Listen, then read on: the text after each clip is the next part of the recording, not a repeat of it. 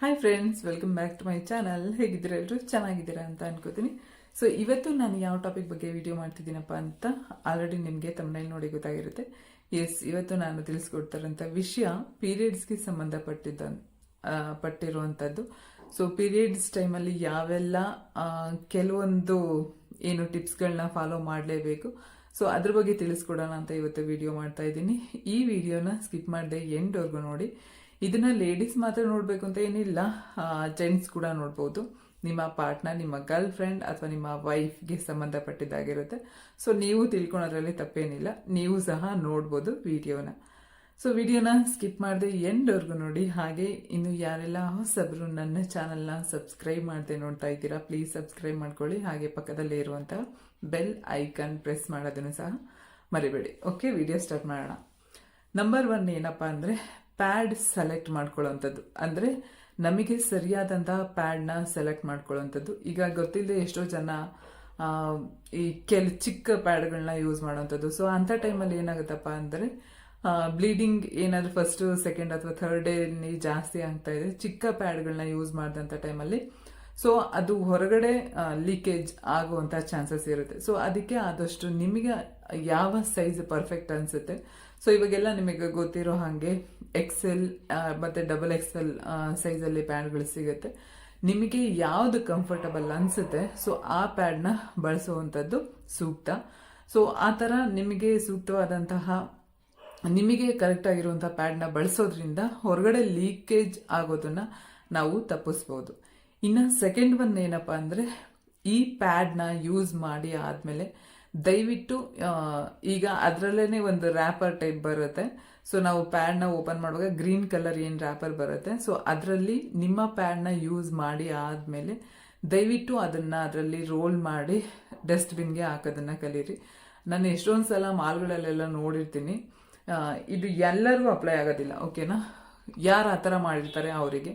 So ಮಾಲಲ್ಲಿ ಅಥವಾ ಬೇರೆ ಎಲ್ಲಾದರೂ ರೆಸ್ಟೋರೆಂಟ್ಗಳಲ್ಲಿ ಹೋದಾಗ ಡೈರೆಕ್ಟ್ ಹಾಗೆ ತೆಗೆದುಬಿಟ್ಟು ಹಾಕ್ಬಿಟ್ಟಿರ್ತಾರೆ. ಅದು ಎಷ್ಟು ಅಸಹ್ಯ ಅನ್ನಿಸ್ತಾ ಇರುತ್ತೆ ಅಂದರೆ, ಅಲ್ಲಿ ಕೆಲಸ ಮಾಡೋರು ನಮ್ಮ ಥರನೇ ಮನುಷ್ಯರು ಇರ್ತಾರೆ. ಮತ್ತು ಹೈಜಿನ್ನ ಮೇಂಟೈನ್ ಮಾಡೋದನ್ನು ಕಲೀರಿ ಅಂತ ನಾನು ರಿಕ್ವೆಸ್ಟ್ ಮಾಡ್ಕೋತೀನಿ.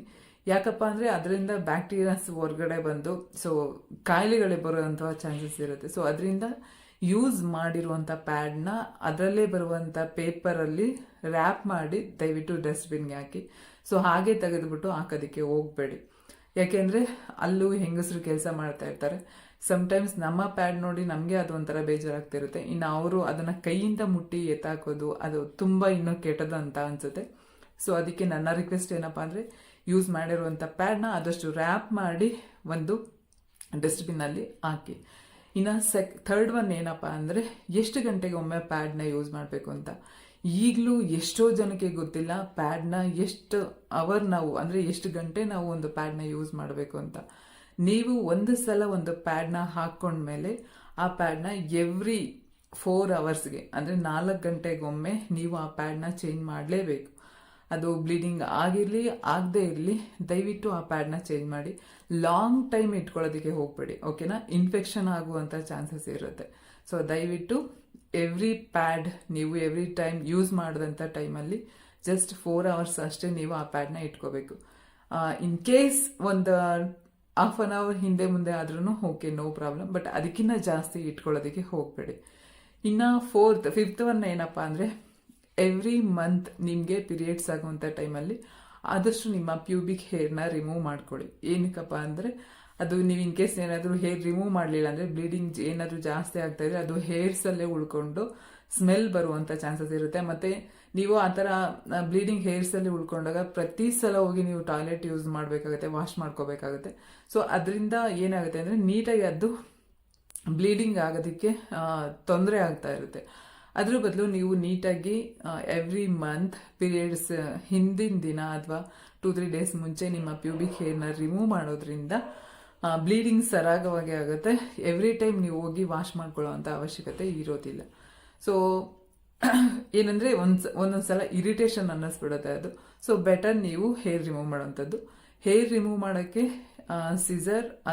ಸಿಸರ್ ಅಂದರೆ ಇವಾಗ ಮುಂದೆ ಶಾರ್ಪ್ ಇಲ್ದಲೇ ಇರುವಂಥ ಸೀಸರ್ ಬಂದಿದೆ. ಸೊ ಪ್ಯೂಬಿಕ್ ಹೇರ್ ರಿಮೂವ್ ಮಾಡೋದಕ್ಕೆ ಕೆಲವೊಂದು ಸೀಸರ್ಗಳು ಬಂದಿದೆ, ಅದನ್ನು ಯೂಸ್ ಮಾಡಿ. ಇಲ್ಲಾಂದರೆ ಟ್ರಿಮ್ಮರ್ ಯೂಸ್ ಮಾಡೋಂಥದ್ದು ದಿ ಬೆಸ್ಟ್ ಆಪ್ಷನ್.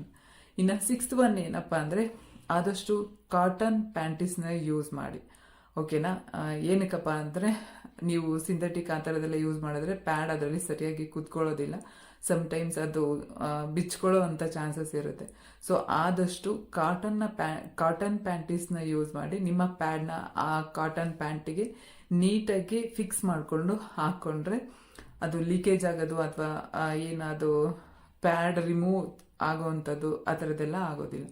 ಇನ್ನು 7th ಒನ್ ಏನಪ್ಪ ಅಂದರೆ ಕೆಲವೊಬ್ಬರಿಗೆ ತುಂಬ ಅಂದರೆ ತುಂಬ ಜಾಸ್ತಿ ಬ್ಲೀಡಿಂಗ್ ಆಗ್ತಾ ಇರುತ್ತೆ. ಅಂದರೆ ಏನು ಒಬ್ಬ ನಾರ್ಮಲ್ ಮಹಿಳೆಗೆ ಆಗುತ್ತೆ, ಸೊ ಅದಕ್ಕಿಂತ ಡಬಲ್ ತ್ರಿಬಲ್ ಬ್ಲೀಡಿಂಗ್ ಆಗುತ್ತೆ. ಸೊ ಅಂಥ ಹೆಣ್ಮಕ್ಳು ದಯವಿಟ್ಟು ನೆಗ್ಲೆಕ್ಟ್ ಮಾಡದೆ ನಿಮ್ಮ ಗೈನಕಾಲಜಿಸ್ಟ್ನ ಕನ್ಸಲ್ಟ್ ಮಾಡಲೇಬೇಕು ನೀವು. ಯಾಕೆ ಅಂದರೆ ಅಷ್ಟೊಂದು ಓವರ್ಫ್ಲೋ ಆಗೋಂಥ ಟೈಮಲ್ಲಿ ಸುಮ್ಮನೆ ಇದ್ದರೆ ಅದು ಗರ್ಭಕೋಶದಲ್ಲಿ ಏನಾದರೂ ಪ್ರಾಬ್ಲಮ್ ಆಗಿರುತ್ತೆ. ಸೊ ಆ ಇನ್ನರ್ ಸೈಡ್ ನಮ್ಗೆ ಏನಾಗಿರುತ್ತೆ ಅನ್ನೋದು ಗೊತ್ತಿರೋದಿಲ್ಲ ಅಲ್ವಾ.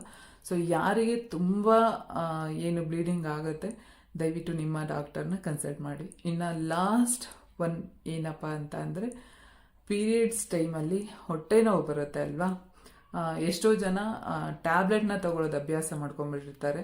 ತಮಗೆ ತಾವೇ ಹೋಗಿ ಮೆಡಿಕಲಲ್ಲಿ ಈ ಥರ ಪೀರಿಯಡ್ಸ್ ಟೈಮಲ್ಲಿ ನಮಗೆ ಹೊಟ್ಟೆ ನೋವು ಬರ್ದಿದೆ ಟ್ಯಾಬ್ಲೆಟ್ ಕೊಡಿ ಅಂತ ಹೇಳಿಬಿಟ್ಟು ತೊಗೊಳೋದವ್ರು ಇರ್ತಾರೆ. ಸೊ ದಯವಿಟ್ಟು ಅದನ್ನು ಮಾಡೋದಕ್ಕೆ ಹೋಗಬೇಡಿ.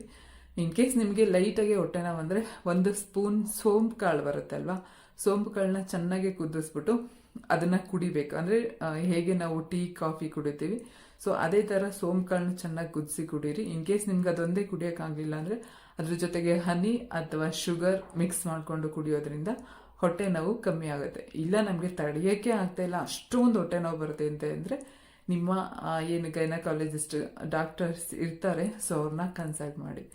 ಇದಾಗಿತ್ತು ಇವತ್ತಿನ ನನ್ನ ಟಾಪಿಕ್. ಈ ಟಾಪಿಕ್ ನಿಮ್ಮೆಲ್ಲರಿಗೂ ಇಷ್ಟ ಆಯಿತು ಅಂತ ಅನ್ಕೋತೀನಿ. ವಿಡಿಯೋ ಇಷ್ಟ ಆಗಿದ್ರೆ ಲೈಕ್ ಮಾಡಿ, ಶೇರ್ ಮಾಡಿ, ಹಾಗೆ ಸಬ್ಸ್ಕ್ರೈಬ್ ಮಾಡೋದನ್ನು ಮರಿಬೇಡಿ. Thank you so much. Love you all.